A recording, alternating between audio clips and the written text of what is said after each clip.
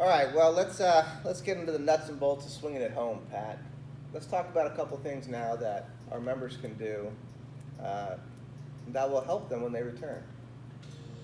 Yeah, I think one of the most important things is for them to not worry. What I mean by that is that, when you first come back from a layoff, and I've dealt with that a lot with people that have had an illness or whatever, and they come back after a period of time, and they're a little bit worried too because they know that they're probably going to have a little bit of trouble, and they don't know where to go to, at that point. It's kind of like a car. A lot of times it's one thing wrong, but when it's not running, it feels like everything's wrong, and that's what happens in the golf swing. So I really think that for all of our members at home to say, first of all, don't worry about your golf swing.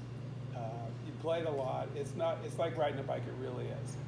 But you will have probably, again, I go back to this, probably one or two things that are completely fouling it up.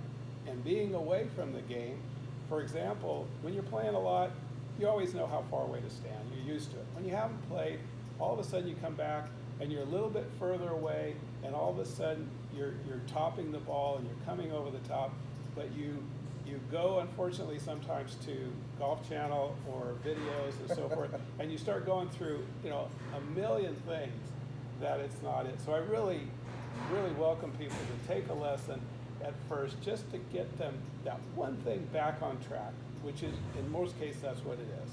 Yeah. So my first thing is, don't watch Golf Channel and all this stuff and try to start doing things. What I would do is I would chip in your backyard. If you've got even 5 feet to chip into a little bucket, what you're going to do is you're going to, have your hands on the club every day. You're going to be in the same spine angle. You're going to be on your left side. You're going to be into an impact position. You're going to be hitting a ball crisply, creating confidence. So these are all things that will tide you over. And I also believe that we're all competitive by nature, and we want to be outside as golfers. So we need to be able to have that club in the backyard. Don't have it in your closet. Don't have it in your trunk. Have it in your backyard. Have the little basket there with some balls. Go out and make a game out of it. You're not going to do it if you think, I got to chip every day. But if you go out there and make a game out of it and say, how many out of 20 can I put in this little basket? Each day you do that, you're basically playing golf. You're competing with yourself. You're making it fun. You're focused on a target. You're focused on an outcome. One day you'll come in and you'll be like, hey, I'm going to have a beer because I made 6 out of 20. And then one day you come in, I didn't make any, but that's what golf's about. So you're going to get that same feeling. You're going to have a beer if you don't make any as well. Still going to have a beer. Still going to have a beer. Maybe too many. Maybe too many.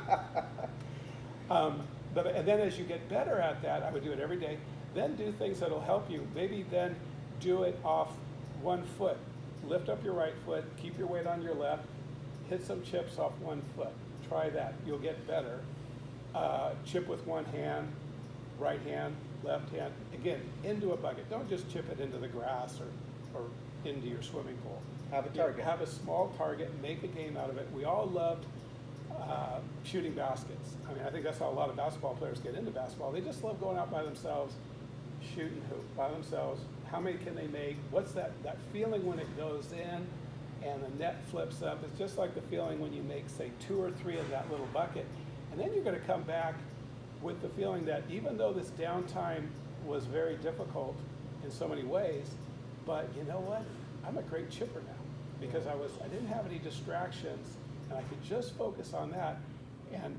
And when you do that, you're going to come back, and I think you're going to have some of your best rounds because maybe you don't hit it good, but you get it up and down because you were good with that little basket. Yeah, yeah, absolutely.